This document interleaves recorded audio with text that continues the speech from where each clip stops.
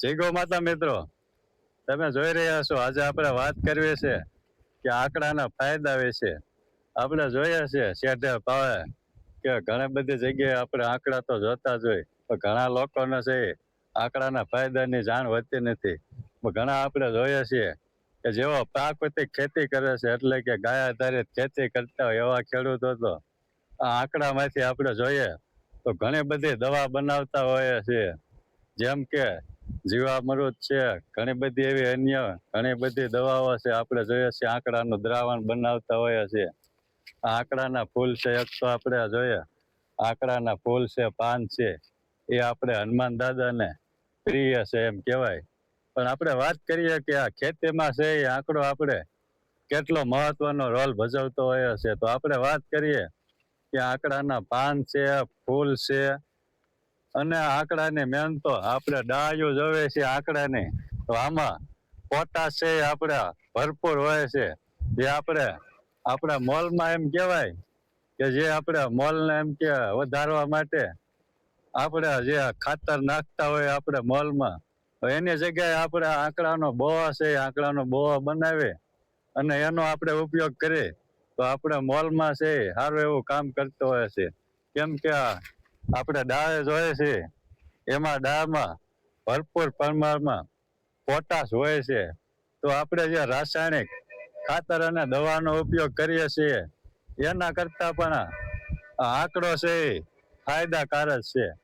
અત્યારે ઘણા ખેડૂતો પ્રાકૃતિક ખેતી કરતા હોય એવા ખેડૂતો તો આનો ભરપૂર ઉપયોગ કરે જ છે.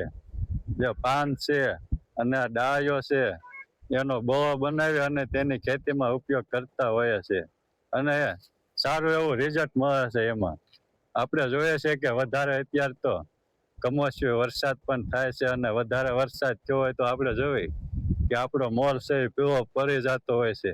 તો એવા સમયે આપણે જો આંકડાનું દ્રાવણ બનાવેલ હોય અને આપણે તે પિયતમાં આપી અથવા તો માથે સ્પ્રે કરી અને છાંટવી તો પણ આપણે મોલ છે એ પાછો એમ કહેવાય કે વધીને ચડતો હોય છે, અને પીળાશમાં આપણે ઘણો બધો ફાયદો થતો હોય છે.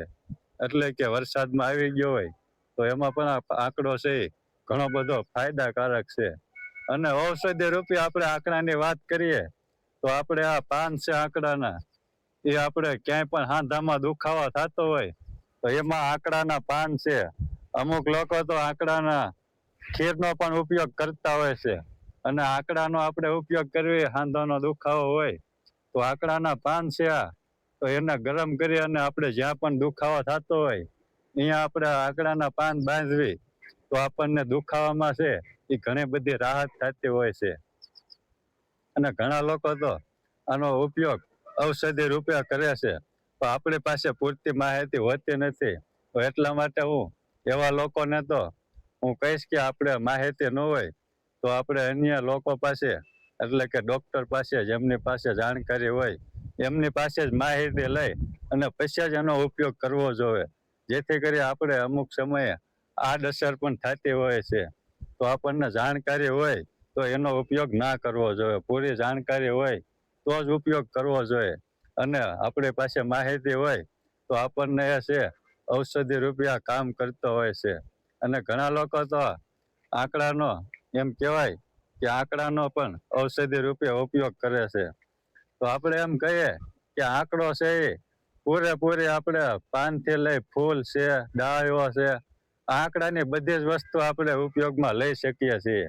આપણે આંકડો તો અત્યારે આપણે સામાન્ય રીતે કોઈ પણ જગ્યાએ મળી જતો હોય છે. તો આપણને ક્યાંય પણ હાંધાનો દુખાવો હોય તો એમાં આંકડો છે એ સારો એવો ફાયદાકારક છે. અને ઘણા લોકોનું તો એવું કેવું છે કે આપણે ક્યાંય જો વાહનમાં જતા હોય, આપણને ફેર ચડતા હોય, ઉલટી થતી હોય, તો એવા સમયે આ આંકડાનું પાન છે એ આપણે જો આપણા પગ નીચે રાખી દઈએ તો આપણને એમ કહેવાય કે ફેર ઓછા ચડે છે. તો એવા બધા પણ ઘણા બધા આના નુસ્ખા પણ છે, દેશી નુસ્ખા. પણ એની માહિતી ન હોય તો પહેલા તો આપણે માહિતી લેવી જોઈએ. આપણે કોઈને એવા વિડીયા જોઈ અને માહિતી વગર અનુકરણ ન કરવું જોઈએ. જો આપણે ઔષધિ રૂપે ઉપયોગ કરીએ તો એની પૂરતી આપણે માહિતી હોવી જોઈએ. તો મિત્રો, આ હતા આંકડાના ફાયદા. આવા તો ઘણા બધા ફાયદા છે તો આપણે એનો ઉપયોગ કરતા નથી. આપણને કાંઈ પણ થાય તો આપણે સીધા ડોક્ટર પાસે જતા હોય છે. અને આપણે ખેતીમાં આપણે કાંઈ પણ રોગ આવે કે આપણે મોલ નબળો હોય તો એગ્રોમાં જતા હોય છે. તો એની જગ્યાએ જો આંકડા પાન છે, ડાળીઓ છે, એ લઈ ગૌમૂત્રમાં છે, ઘણા લોકો ગૌમૂત્ર છે, પછી તે એમાં ઘણા બધા પાન બીજા પણ નાખી અને આંકડાનો બોવો બનાવતા હોય છે. તો આવા જો આપણે ખેતીમાં આપણે દેશી આપણે જાતે દવા બનાવી અને આપણે ખેતીમાં યુઝ કરીએ, એટલે કે ખેતીમાં આપણે વપરાશ કરીએ, આપણે જોઈએ છીએ કે દિવસે ને દિવસે અત્યારે રાસાયણિક ખાતર અને દવાના ખર્ચા આપણે કેટલા વધે છે અને આપણા પાકના ભાવ કઈ વધતા નથી.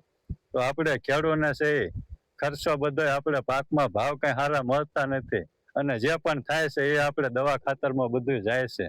તો દરેક ખેડૂતને મારે તો એ કહેવાનું કે આવો આંકડો છે, અન્ય ઘણી બધી ઔષધિ છે, લીમડા છે, સીતાફળ છે, અરણી છે, એવા જેટલા પણ આપણે કડવા ઝાડ હોય, એટલે કે જે આપણે પશુ ન ખાતા હોય એવા ઝાડની આપણે જો દવા બનાવી અને આપણા પાકમાં ઉપયોગ કરીએ તો આપણા પાકમાં છે સારું એવું રિઝલ્ટ મળે છે અને આપણે દવા ખાતરના ખર્ચામાંથી બચી જાય છે. તો મિત્રો, આ હતી આંકડાની માહિતી.